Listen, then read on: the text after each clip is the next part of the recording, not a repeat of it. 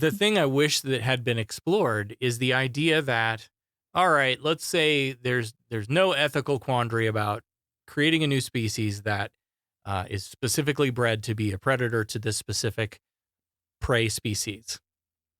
What happens when those ones overrun us? Yeah. Well, then we have to introduce a new predator to get that Right. predator, and she swallowed the spider to catch the fly right? Perhaps I could use this as an excuse to go to those far-off planets with little polka-dotted people if necessary, and be able to talk about love, war, nature, God, sex, all those things that go to make up the excitement of the human condition. I'm Captain James Kirk. Captain Kirk. Of the Starship Enterprise. And the ineluctable Mr. Spock. Mr. Spock, my first officer. Captain Dr. Spock of... I can't imagine. Kirk. Of the Starship Enterprise. Did I ever tell you about the time I saved Captain Kirk's life? Kirk. Of the Starship Enterprise. What a blessing to be able to live one's life over again. If the life you've led has left you unfulfilled.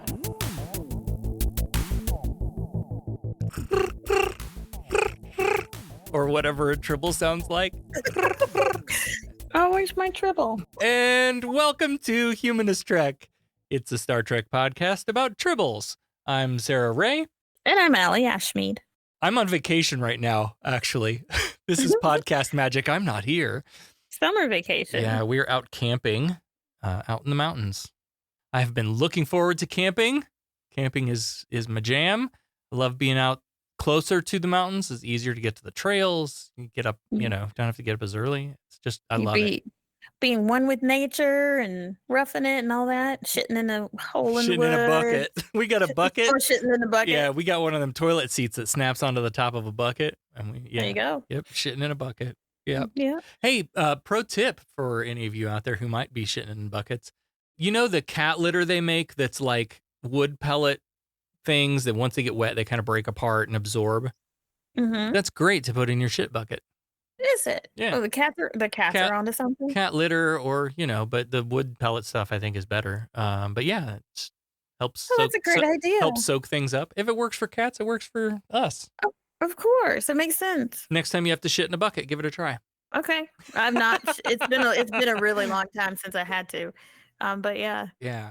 I'm not a camping expert. I would love to go camping someday, and I got a tent. You can most campsites allow a camper and a tent.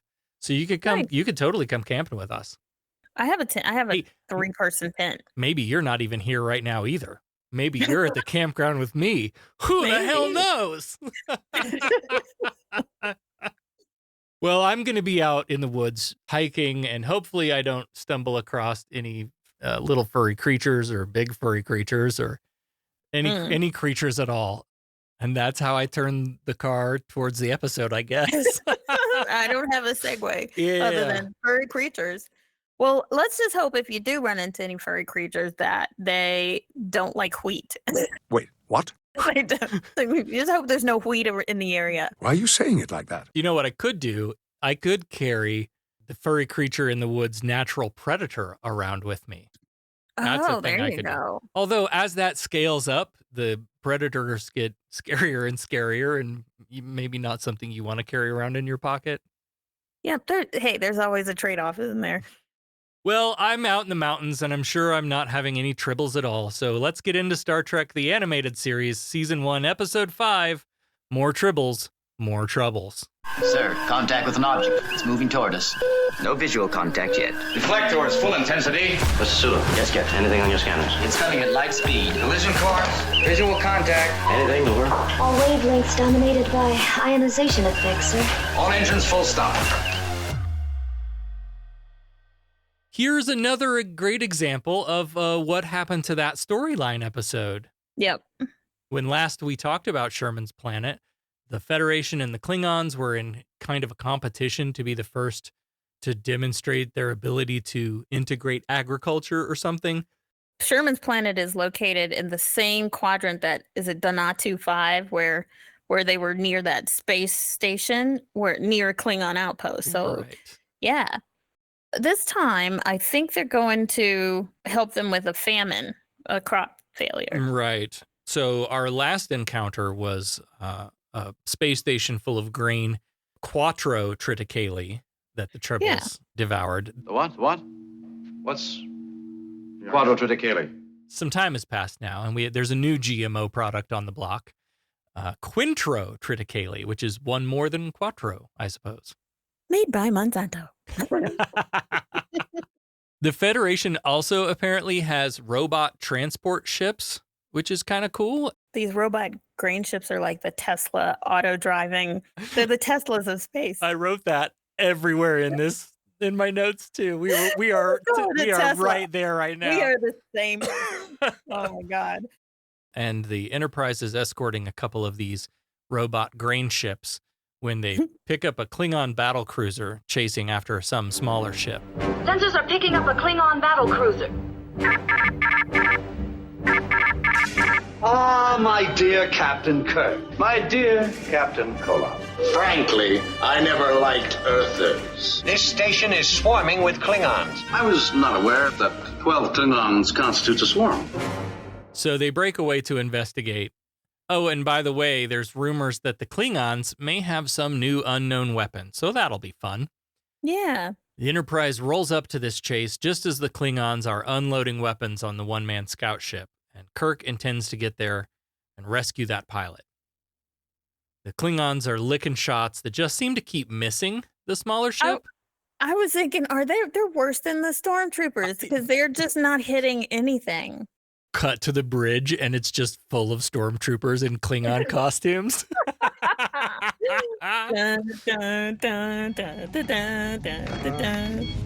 Everything's under control. Situation normal. What happened?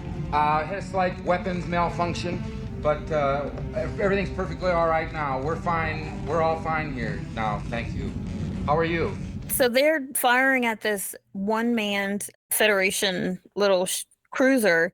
And the Enterprise is like hot on their tails, still asking the Klingon vessel to stand down, but they're not answering. And then just as they actually get a shot to land, Scotty grabs whoever's in that ship and is able to transport them out before the ship explodes. This is a classic Star Trek moment, right? Where the little ship gets destroyed, but then there's that pregnant pause where we're not sure if we got him or not. Yeah. That is classic Trek. Red alert, the Klingon ship turns to intercept the Enterprise and fires its new weapon, which Spock says is some kind of field effect, which produces a most remarkable disruption. And as he says that, it slams into the Enterprise. That was a fun bit also.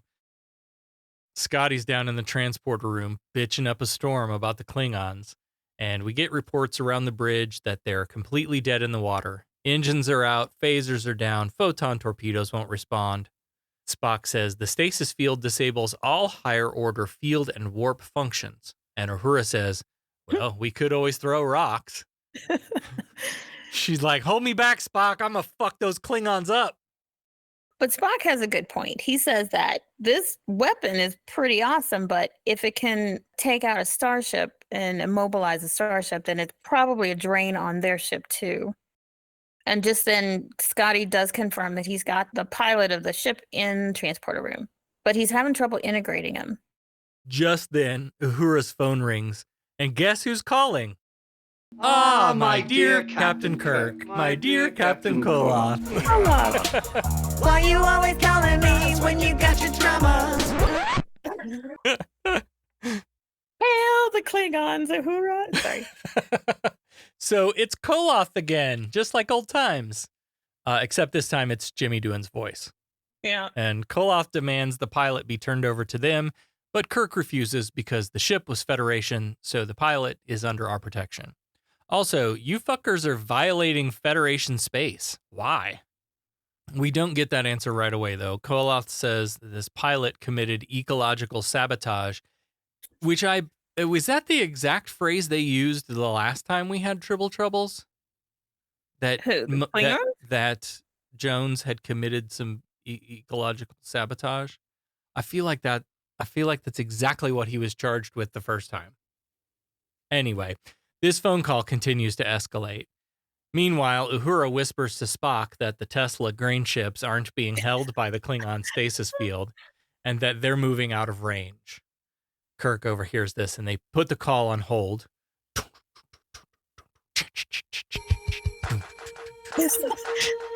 I love it. And confirms that they still have control of them. So Kirk's valiant plan is to drive the Tesla grain ships into the Klingon cruiser, as if the Klingons aren't going to see the grain ships coming light years away and, like, disable them too. Well, he's like, bring them in at different angles. I don't know, so that they could like sandwich them in and blow them up. But too late. They see the ships coming and they fire the beams. And of course, it requires a lot of energy. So the Enterprise ends up being freed because they can't maintain it. The Klingon ship fires at one of the grain bots, but apparently their power was weakened so much that they're only damaging the ship. And the Klingons veer off as Spock's scans reveal their power almost depleted. With the Klingon threat off the table for the moment, it's time to return to that mystery pilot stuck in the transporter room. Maybe holding the pilot like this is where Scotty got the idea to hide himself in the pattern buffer all those years later. Oh. Can I ask you a question? What in the world made you think of using the transporter pattern buffer to survive? Scott.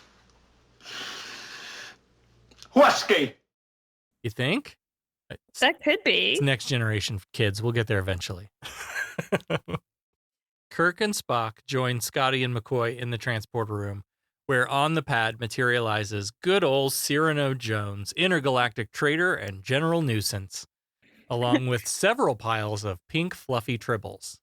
Everybody recognizes him too right away. They're like, oh, fuck, we know this guy.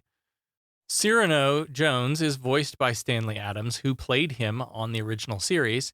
And this is where I read that Adams was one of only 3 non-series regulars to play the same character in TOS and TAS. The other 2 being Mark Leonard, who played Sarek, and Roger C. Carmel, who played Harry Mudd. Mudd. Yeah. Yeah. The rest of them were voiced by Jimmy, Nichelle, and Majel. and Majel, yeah. It's amazing. Of course, Jones is trying to sweet talk Kirk, and they've got to seal off the area because of those fucking tribbles. And he reminds him of this law about transporting animals that have been proven harmful. But Jones is like, no, these are different. These are safe. And McCoy's like, there's no such thing as a safe tribble. But Cyrano Jones insists that these tribbles are different.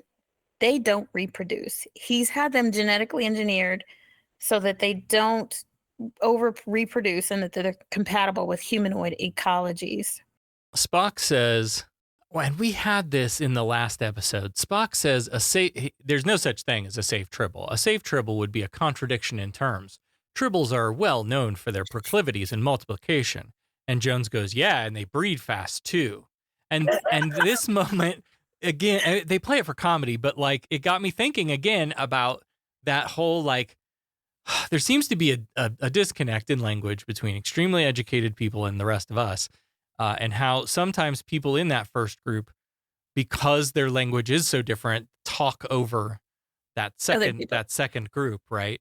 Like sometimes it seems pretentious, right? Like there are some people who literally can't help talking that way. Mm-hmm. Like that's just how they are. That's how they're brain works. Yep. Then there's some other people that just do it to be pretentious.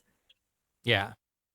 It's annoying. And where is Spock? Spock is like using Latin names for plants when there's no need to use the Latin name at all. Like it's a sunflower, flexing. Spock. Use the fucking common name.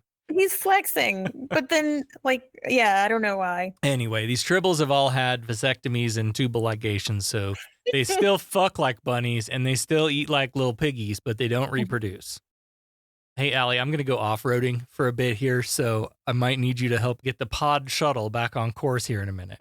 Good luck. Let's talk about genetic modification. Mm-hmm. Okay, so what we have here is a genetically modified tribble that GMO. Just like any other tribble, except it doesn't reproduce. Now, it's interesting to me that GMO has become such a contentious thing in our time This is an example of it back in the 70s, right? Think about things like, the problem, I think, is when we say genetically modified or GMO, I think people envision, people in labs with microscopes, like pulling genes apart and splicing them together. And that is certainly a thing that happens, but it is also selective breeding. Like the corn that we grow was selectively bred to produce the corn that we want over a long period of time. And that's just a natural way of doing what these geneticists might be doing in the lab. So GMO is not a dirty word. And you buying GMO-free crap at the Piggly Wiggly for twice the price isn't doing anything. Wow. I was expecting you to be against GMO. The reasons why this fucking sub-Saharan places are able to grow crops that they couldn't grow 100 years ago is because we genetically modified them to survive in that environment with less water and less pesticides and less whatever. Like that's a positive outcome of genetically modifying crops. Right. And it doesn't give you cancer. Well, I was going to say, we don't know that. We don't know that. We have to wait and see how it's changing our genes, because our genes are, we're evolving anyway. And who's to say we weren't going to in the first place. But I think there's just some, there is some truth to you are what you eat. And then if you're eating genetically modified food, what is that? How is that changing your body? I'm not saying for or against. I don't know. I would say most of the stuff I buy is probably GMO, but I do try to find organic just in case chemicals. I don't know. See, that's the thing. That's the thing that I think people get wrong, because the genetic modification allows farmers to use less chemicals. It makes it more drought tolerant and hardy, insect resistant, and produce more. So you don't have to drop, fucking gallons of Roundup or whatever, Monsanto, here we go again. You don't have to use as much of those chemical products because of the way the genetics have been changed, so that let's say, here's an example. We create a plant by combining a trait of another plant that produces odor. A natural odor that repels aphids, right? And so we've got a bean plant now that has been modified to secrete this thing that repels aphids, and it doesn't change the taste, and it doesn't harm you to eat it, and all other things being net positive or no change, GMO is a positive in those instances. I know. I think I understand why people are just kind of like about it, because I don't think most people understand it. Yeah. Look up SciBabe, I think, is one of the social media influencers that talks a lot about this. How do you spell that? SY? SciBabe. SCIBABE. Sci. Oh, okay. Like science, like Science Babe. Yeah. I guess it's unknown. I don't know how long we've been modifying, but has it been long enough to see, like, to where we have a good test group of like how we've evolved, or while we've been eating this? I don't know. Anyway, we learned that Jones was able to escape his sentence cleaning up all the tribbles on Space Station K7 early by introducing a predator into the station. Hang on. I thought we beamed all those tribbles over to the Klingon ship where they'd be no tribble at all. Right, and then I thought maybe they beamed them out into space or something. So why would he be at K7 cleaning up a station where there were no tribbles at all? I don't know.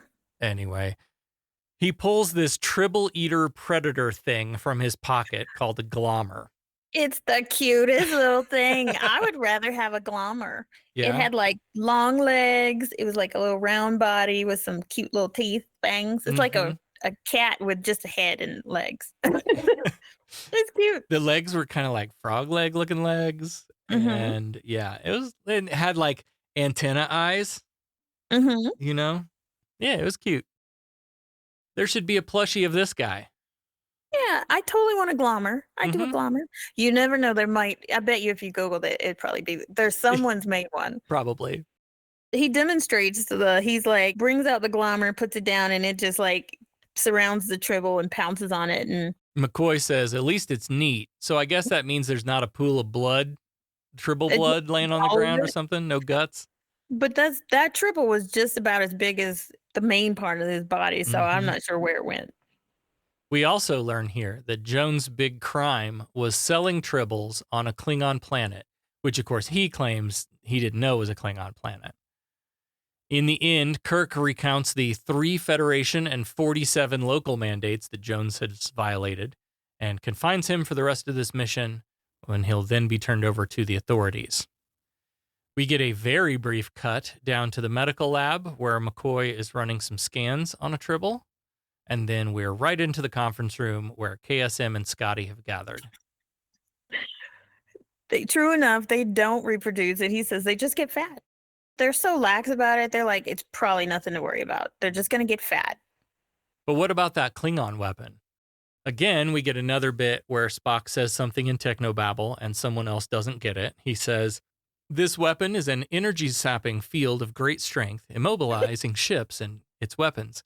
But it also immobilizes the Klingon ship, too. And Scotty adds, aye, and if that's true, then it's a weapon that leaves them as helpless as it does us.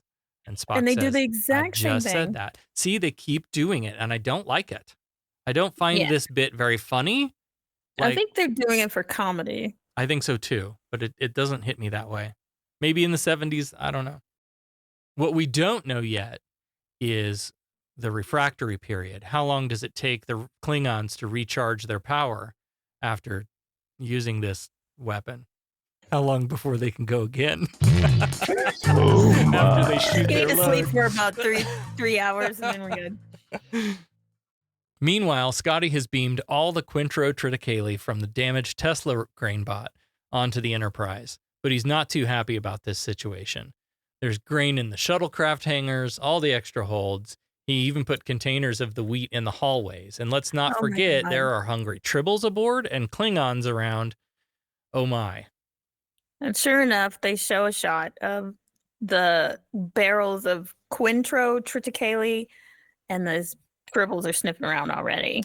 I did like the way they showed the Tesla Cyber Grain 4000 or whatever docked to the back of the Enterprise where the shuttle bay door is. I thought that was neat to see. Some fat tribbles are in a hallway, kind of snooping around the grain containers, and the glommer seems to look a lot smaller and less of a threat when compared to these super fat tribbles. On the bridge, it seems the Klingon cruiser is back, and Kirk knocks a massive pink tribble out of his chair. And this is a bit that carries on that was real funny, and I enjoyed. His chair must have been like a warm. Yeah, like when you get up and your cat jumps in right where you get up. Kirk assumes that the Klingons can only control one ship at a time with their stasis field. But that's not exactly the right conclusion based on the evidence, is it? All we've seen is that they can hold one ship, but not 3. Right. We don't know about 2. Yeah. I know. Because all we know is they went to try to pick up the other 2, and then they lost the control of the Enterprise. So you're right. I know. It's a cartoon. I know. Kirk sends the remaining Tesla off course as a decoy, thinking that the Klingons can't hold both ships. But the Klingons change course and attack the Tesla ship. But they only disable its propulsion, leaving its storage area intact.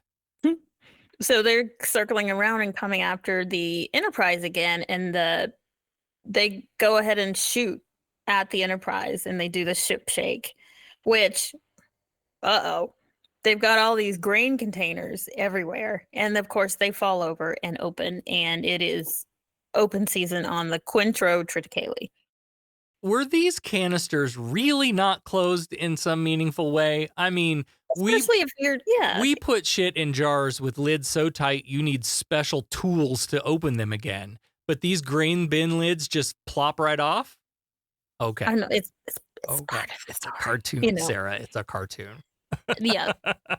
them tribbles are like, let's go. And they are just Nom, eating nom, and nom, nom, eating nom, nom, nom, nom, nom. and bigger and bigger and bigger. So Enterprise and the Klingons get into a little bit of a firefight. But then the Klingons just turn around and go away. And they didn't even try to use their new weapon. They did. Spock was wrong, I declare at this moment. Oh, yeah? Yes. We saw the Klingons fire their energy field weapon. Okay. The Enterprise fired one photon torpedo, and here Spock says they're running away. Very odd. They did not use their stasis weapon at all, but we saw them use it. It hit the Enterprise. I don't know. It was the little rings of like the springy with the beam. Yeah, we saw it. So either somebody fucked up in editing or this dialogue was written wrong. I don't know. Either way, the Klingons run off and the Tesla cyber grain is disabled, so they're going to have to tractor it around. But Spock is not all in on that plan. He thinks this might be a setup. Maybe that's what they want us to do. With the additional mass of the grain from one Tesla on board the Enterprise and the other using the tractor beam to tow it around, that's a lot of power that they won't have available to use in battle. So Kirk's like, okay, Spock, what's your plan then? Spock's idea is, and I quote, throw tribbles at them. And I was never expecting for Spock to say something like that because Vulcans don't typically have it. Humor. And Kirk says that. Yeah. Yeah. He's like, I thought Vulcans didn't have a sense of humor. And he says, we don't, but maybe he's not joking. Scotty arrives on the bridge to report that grain has spilled all over the hallways and fat, hungry tribbles are gorging themselves on it. And we see the glommer atop one such massive tribble trying to eat it like a white girl in a BBC porno from 2002. Oh my. So Kirk There's no way, yeah. So Kirk wants Cyrano Jones brought to the bridge. What the fuck? Have we learned nothing? Don't bring them to the bridge. But he does. Some time passes, and Jones arrives on the bridge and immediately goes into sales mode. This guy is like Willie Mays and George Foreman had a baby, and that baby has a show on QVC.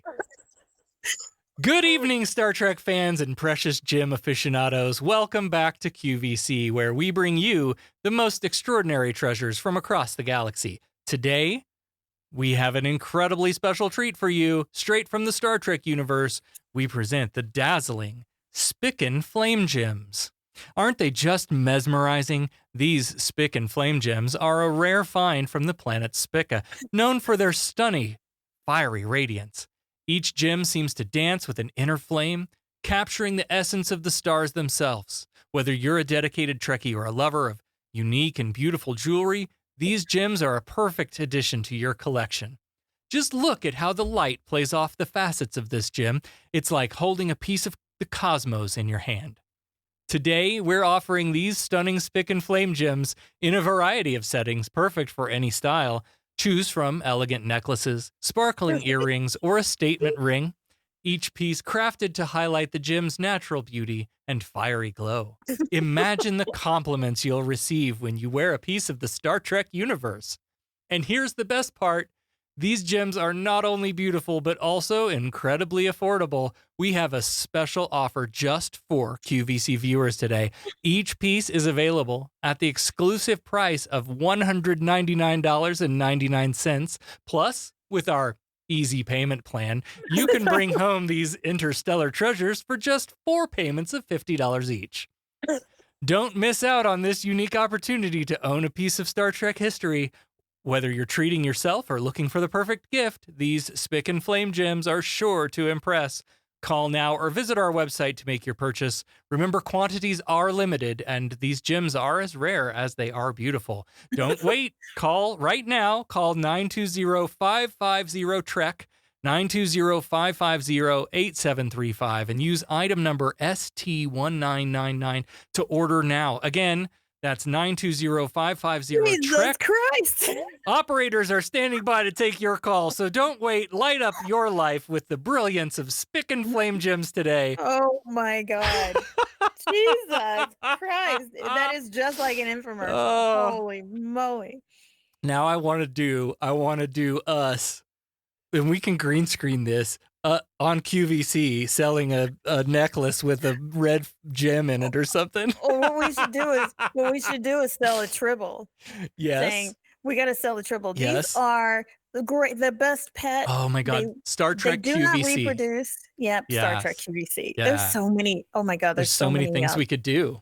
Yeah. Yeah. This makes the perfect pet for 3 easy payments for $49.99. Yeah. Yes. Kirk's like, get these fucking tribbles off my ship.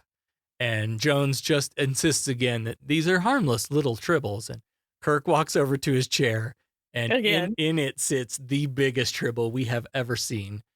It's so big, Kirk like grunts as he pushes this thing out of his chair. And he tells Jones, like, look, they're eating the Quintro triticale. And Jones is like, the what? The what? What? The wheat. God damn it. What? The wheat? The wheat? Do you remember that from that episode? What? What? What? TOS? What? Yeah. Oh, yeah. McCoy bursts onto the bridge all, Eureka! There's something about these tribbles. But there's no time to dwell on any of this because the Klingons are back. And again, Kirk has to push an even bigger tribble out of his chair as they drop the grain Cybertruck and heat up the weapons. And Kirk orders all non-combatants off the bridge. Finally, we're getting rid of this guy who doesn't belong there. They finally wised up after 3 seasons.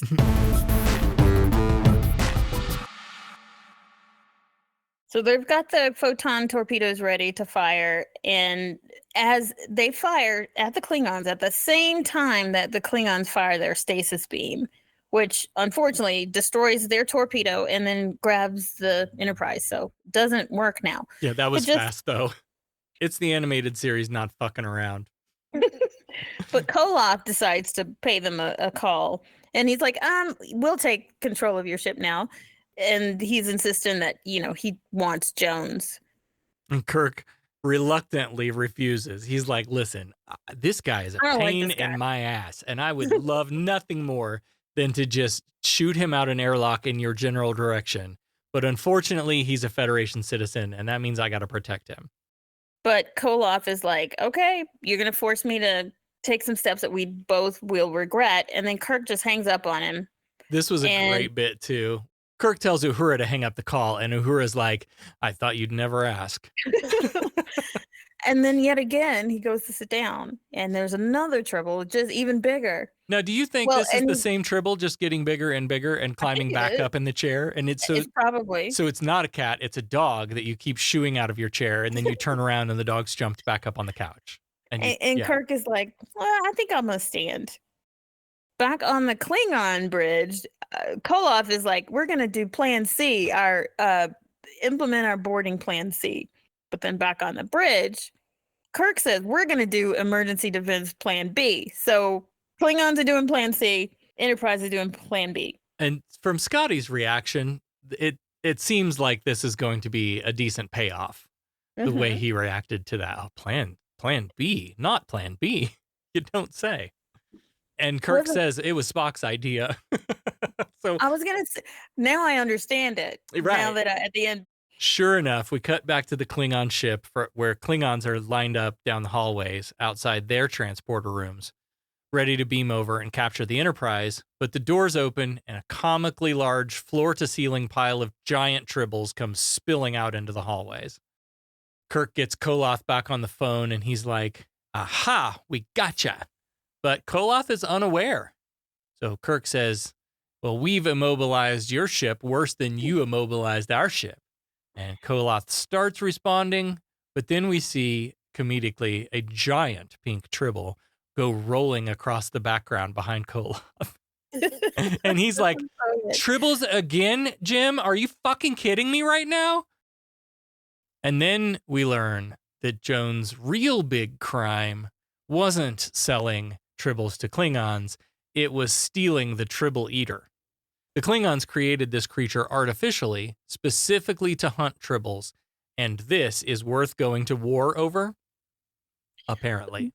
So even if he hadn't stolen the glommer, Mm-hmm. that thing could not have. Well, I mean, wouldn't I don't think it would have kept up with the No. amount and the size of the tribbles. And at first, Kirk's like, well, it's just one tribble eater. Surely you have more. But this was the prototype. And for some reason, they need it back to create more. Like, why don't you just create another one the way you created this one? Or create them to procreate, be able to procreate. Mm-hmm. I don't know. Koloth agrees that getting the glommer back is more important than getting Jones. So Kirk has the glommer beamed back to the Klingon ship. And Jones, of course, protests this hard, tries to claim salvage rights, but Scotty counters that doesn't apply to planet surfaces. But if you want to get this little beastie that bad, I'll just transport your ass over there with him. And Jones is Poor like, little oh, guy. never mind. I withdraw my claim. Yeah. Yep, never mind. We're good. So they do beam the little guy over, poor little guy, and then, true to their word, they turn off the stasis beam. But this little guy is tiny compared to all those fucking tribbles. With the Enterprise now free of the stasis field, Kirk and Spock have a quick conversation about how this Klingon weapon is not as effective as they first thought because of the power drain and the refractory period. Here's what I want to know. Why don't we ever see this again? I don't believe for 1 minute that the Klingons just abandoned this idea here. They would refine the whole thing. Go back, figure out ways for the weapon to use less power, find ways to generate more power to operate it, and find ways to reduce the recharge time. This is something that should have existed into Klingon future. Same with the built things. Yeah. I just feel like there's a lot of good ideas that came out of the animated series, and they just didn't. Yeah, they just kind of dropped them. Yeah. Mm-hmm. Spock says he thinks the tribbles are a more effective weapon. So we played this for some humor. Okay. Spock humor again. So I'm so confused about the tribbles. Okay. So McCoy says that Jones did a shitty job of his genetic engineering. He kept them from reproducing, but he didn't slow down their metabolisms. They're not just giant tribbles, they're colonies. But okay. This doesn't make any sense at all. As far as the numbers, like when they first came to the ship, they're a normal tribble size. And then they're growing bigger, and they're getting. How are they growing bigger if they're just a bunch of tribbles together? Mm-hmm. And then when they're separated, they're like you've seen those ants who carry their babies. Oh yeah. And they just like fall apart. Or when they make a raft to float on the water, all the ants hold hands and yeah. So it didn't make any sense to me because it seemed like they were actually multiplying. I agree. It felt to me like we had two different ideas in the room while this was being written. One, that the tribbles were just getting bigger and bigger and bigger, and another separate, completely unrelated idea that the tribbles are like Velcroing themselves together or something, and that's what makes them look big, but it's really just a million little tribbles all stuck together, and it didn't get cleaned up before it had to go over to the animation desk. You know what I mean? Yeah. Like it felt like this just wasn't cleaned up very well. Yeah, 100%. The whole thing about him getting fatter and fatter. Well, they're like, if they're adding more tribbles, then you've got it, and they're not reproducing, then you've got the same amount of tribbles. Right. How is each one getting bigger? Oh, I don't know. Over on the Klingon ship, they've got tribble troubles. The engine room is filled with tribble, and Koloth is like, whatever, we have this tribble eater back, so we're good. But the door slams open, and a single massive floor-to-ceiling tribble is revealed. And this was the best television cartoon bit in the whole episode. We see the glommer like freak out at seeing this thing, and he runs. But because it has 4 legs, its legs move like a windmill as it speeds away. That was great stuff. The glommer's like, fuck this, I'm out. And they shoot the big tribble, and that's when they just become a million little tribbles. And they're like, damn it, Jones has done this to us again. He's got us again. In the hallway, McCoy says a simple shot of neothylene will break up the colonies into smaller tribbles with lower metabolism, making them truly safe tribbles after all. Of course, that won't help the Klingons. And it wouldn't be a Tribble episode without this classic comedic bit to end on. Kirk looks up into a Jeffries tube and spots one of the big Tribble colonies and says, "Oh, Bones, you missed one." And McCoy says, "I most certainly did not." And the Tribble breaks into a million little Tribbles piling down on Kirk, just like in the TOS episode. And Kirk says, "Someday I'll learn." Scotty says, "Aye, Captain, but you've got to admit, if we've got to have Tribbles, it's best if all our Tribbles are little ones."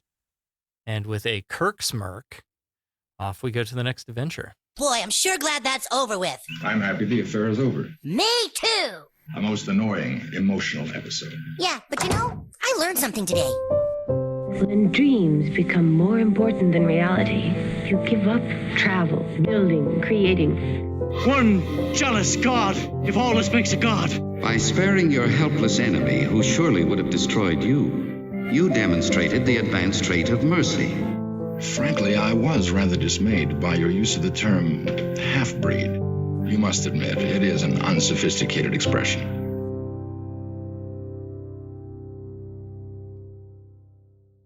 I love that they gave Scotty the witty line at the end of this episode, like he had at the "There'll be no Tribble at all." That was a great nod. Yeah. I don't think this one had it. Maybe it did have a humanist theme. The thing that it made me think of is, and this is not something that was explored, of course. So we create a new being in a lab who's specifically bred to be a predator to this invasive species that we think is invasive and we don't like it because they're really not. I mean, they're not they're not harmful. They're just a species living their lives, living their best furry little lives. They're harmful in the fact that if they get a hold of your crops, I mean, they are harmful. Yeah. They're not harmful in like, I'm going to injure your body harmful. They're harmful ecologically. Yeah. Because they don't have a natural predator. Right. So this is a bug then. So this is the aphid on your bean plants. Mm-hmm. And now we have genetically designed something that will kill all of those aphids. Who are we to genocide another species in that kind of way? Yeah. But the thing I wish that had been explored is the idea that, all right, let's say there's no ethical quandary about creating a new species that is specifically bred to be a predator to this specific prey species. What happens when those ones overrun us? Yeah. Well, then we have to introduce a new predator to get that predator, and she swallowed the spider to catch the fly to, right? Mm-hmm. Like there, I said this before, there's always a trade-off. A lot of times we don't know what it is when we're doing these things, like genetically modifying something to eat. Mm-hmm. There's probably something down the line that we're going to pay for. You know what I mean? We don't know what it is. There's a trade-off sometimes. And you're right. It's an avalanche of stuff, a cascade of things. An avalanche of tribbles. An avalanche of tribbles. For example. Like, I mean, so we, like humans, don't really have a natural predator. Not really. No. Except ourselves and stuff like war and things that we do to ourselves. And I'm trying to think, just about every animal on this planet has some sort of predator except us. Yeah. Yeah. And does that contribute to, and that's a facetious way to ask the question, but does that contribute to our superiority complex when it comes to we are the most evolved, the most advanced, whatever bullshit ideas that we have about that was the other episode, but still these themes come back. Yeah. Yeah. We're playing God, basically the God that we always talk about. We're playing that with anyone we deem lower than us. No, I think this one was meant to be a fun return to the world of Tribbles. Yeah. A beloved original series episode. This felt like much more of a hat tip to fans than it did as any kind of we're trying to tell a big story here, you know? Yeah. And yeah, I mean, I think you and I can read all kinds of things into it, but yeah, I don't think it was that deep. It wasn't that deep, Sarah. I mean, I guess it does speak to ecological warfare of a kind, if we're introducing, so that's the other thing, right? And I guess this is the part we didn't talk about, the idea that someone is introducing the invasive species into your environment, into your, right. So you're a Klingon farmer or whatever, right? You're a good old Klingon grain farmer, and you drive your tractor and you listen to your country music, and this guy shows up and is like, check out this little furry cute thing. This would be great to have on your farm. And suddenly your crops are gone, and there is this invasive species on your planet. Yeah, that gives me a different perspective of eradicating the invasive species. Did anybody die in this episode? No, not really. You just have not been. You get a whole fucking vacation from writing. They don't kill people like wrong. they don't kill people like they used to. Oh God, they just don't kill red shirts like they used to. No, there's a T-shirt. They killed us a lot, and that's the only animal that I had to write something for. So yeah, they just don't kill people in the animated series. Let's get right to business. Fine, I'm authorized to pay an equitable price. Federation has invested a great deal of money in our training. They're about due for a small return. Listen, we pay off percentages. We're entitled to a little service for our money, huh? Is this the way your citizens do business? Their right of petition? They pay their percentages and the boss takes care of them. Is there anything else? We'd like to thank all of our patrons, and we especially want to thank our founding admirals. A special thanks to Russell, Allie, Peter, Sarah, and Sherry. Thanks, guys. Thanks for your support. Well, hello there, interstellar wanderers. Guinan here, your favorite purveyor of wisdom and cosmic cocktails. Now, I've got something to tell you about a little podcast called Humanist Trek. I know. I usually deal with real-life space-time drama at 10 Forward, but this one's worth a listen. You see, they're on a mission. Laughter, exploration, and all that jazz. First off, leave a review, share the love like it's a secret ingredient in a warp core breach. Spread it around, and let the galaxy know what's what. For those feeling a bit more philanthropic and just wanting to splurge some Federation credits, become a patron. It's like having a backstage pass to the holodeck, but better. Early access to episodes, exclusive merch that's cooler than a Ferengi's profit margin, and bonus content like personal logs. Imagine Spock, but funnier. Oh, and did I mention reactions to those very short treks? It's like watching Klingons try to line dance. Pure entertainment. So it's time to join the fleet. Do yourself a favor. Head over to patreon.com/humanisttrek. It's the cosmic investment in laughter and the kind of support that makes the universe a brighter place. Trust me, it means a lot to them. And hey, it might just brighten up your journey through the stars too. Cheers. I assume you're loitering around here to learn what efficiency rating I plan to give your cadets. Trainees, to the briefing room. Is that all you gotta say? What about my performance? Aren't you dead? I don't believe this was a fair test of my command abilities. There was no way to win. There's no correct resolution. It's a test of character. Now, what is that supposed to mean? I am understandably curious. May I ask you a question? Who's been holding up the damn elevator? Becca's back now with the answer to this week's Starfleet Academy Cadet Challenge for more troubles, more tribbles, more troubles. That's hard to say. What's our question for more tribbles, more troubles? As we know, the tribbles were originally brown, and there was a long-standing urban legend explaining the tribbles are colored pink in this episode because director Hal Sutherland was colorblind, but that's not true.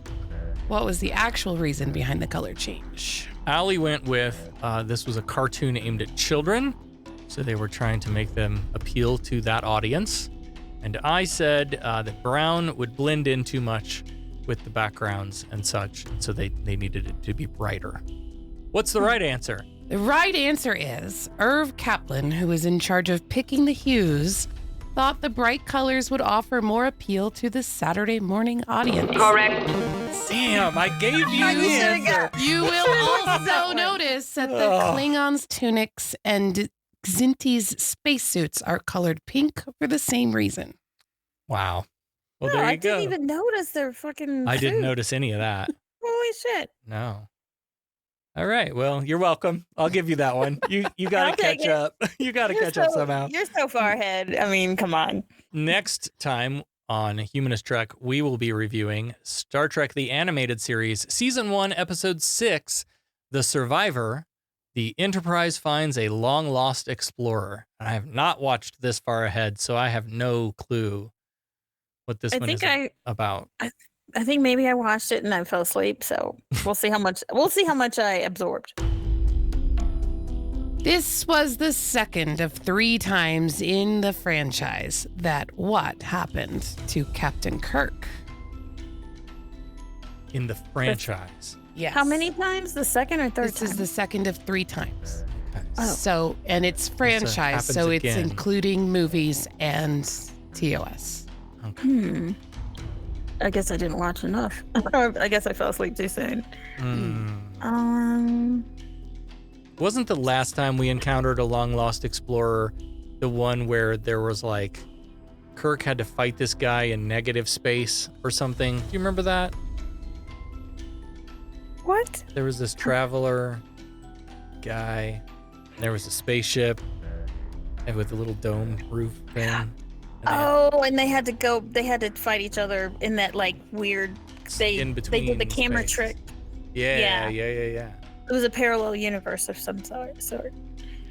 The second of 3 times that Kirk goes to to another universe? That's That's a good one. I like that. Or maybe meets himself yeah, because there were 2 versions of him. 2 versions of Kirk. Wasn't there? In that episode? I don't remember. No. He was just crossing over between one universe and there's 2 versions of the other guy. Yeah. Something, one positive, one negative or whatever. Yeah. But because then you have the mirror universe where Kirk goes to meet all of his counterparts or whatever. Yeah. So it could be. Gosh, I don't know. I'm going to stick with just crossing between universes. Yeah, the parallel. I mean. Yeah, that makes sense. Well, if you want to play along, you know how to do that. Go to your favorite social media, share this episode, your answer, and the hashtag Starfleet Challenge, and we'll pick out somebody to be the winner. Next time on Humanist Trek, Star Trek the Animated Series, Season 1, Episode 6, The Survivor. Diftor, Hex, Moosma. Kapla. Humanist Trek is available wherever you replicate your podcast. Follow us on all the social medias at Humanist Trek. Become a patron at patreon.com/humanisttrek. Open hailing frequencies to podcast@humanisttrek.com and visit our website, humanisttrek.com. Humanist Trek is a production of Sarah Austin Media.